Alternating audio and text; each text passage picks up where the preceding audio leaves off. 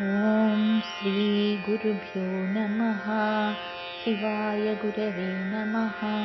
ಶ್ರೀಮಾತ್ರೇ ನಮಃ.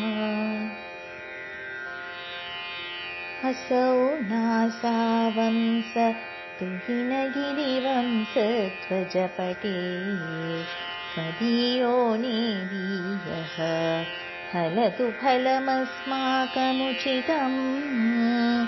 वहन्त्यन्तर्मुक्ताः शिशिरकरनिश्वासगलितौ समृद्ध्यायत्तासाम् बहिरपि समुक्ता मणिधरः. प्रकृत्या रक्ताया तव सुदतिदं तच्छदरुचेः प्रपक्षे सादृश्यम् जनयतु फलं विद्रुमलता. न बिम्बं तद्बिम्ब प्रतिफलनरागादरुणितौ तुलामध्यारोढुं कथमिव निलज्जित कलया. स्मितज्योत्स्नाजालं तव वदनदन्तस्य पिबतां चकोराणामासीत् अतिरसतया चञ्चुजडिमा.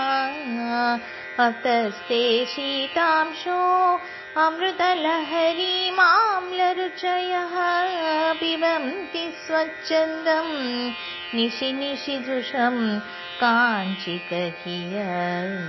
अविश्रान्तं प्रत्युत गुणगणकथाम्रेडन जपा जपा पुष्पच्छाय तव जननि जिह्वा जयति सा. यदग्रासीनायाः स्फटिकं दृशदच्छविमयी सरस्वत्या मूर्तिर् परिणमति माणिक्यवपुषा. प्रणीजित्वा दैत्यान् अपहृतशिरस्त्रैकवचिभिः निवृत्तैश्चण्डांस त्रिपुरहर निर्माल्य विमुखैः. विशाखेन्द्रोपेन्द्रैः शशिविशदकर्पूरशकला विलीयन्ते मातस्तव वदनताम्बूलकमलाः. विपञ्च्या गायन्ति विविधमपदानं पशुपते त्वयारब्धे वक्तुं चलितशिरसा साधुवचने. त्वदीयैर्माधुर्यैरपलपिततन्त्रीकलरवां निजावीणावाणीं निचुलयति चोळेन निभृतम्. कराग्रेण स्पृष्टं तुहिनगिरिणा वत्सलतया गिरीशेनोदस्तं मुहुरधरपानाकुलतया. करग्राह्यं शम्भोर्मुखमुकुरवृन्तं गिरिसुते कथं कारं भ्रूम स्तव चुबुकमौपम्यरहितम्. भुजाश्लेषान्नित्यं पुरगमयितुः कण्टकवती तव ग्रीवाधत्ते मुखकमलनाळश्रियमियम्. स्वतश्वेता काला गरुबहुलजम्बालमहिलिना मृणालीलालित्यं वहति यदधोहारलतिका.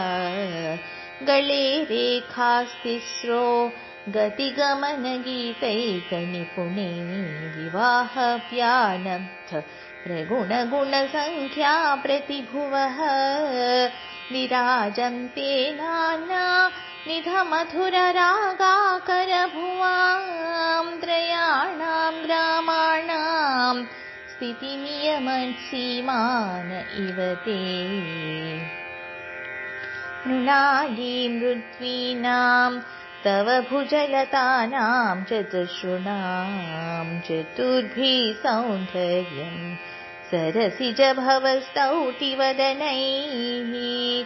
नखेभ्यः संसस्यन् प्रथममथनानन्दकरिपो चतुर्णां शीर्षाणां सममभयहस्तार्पणधिया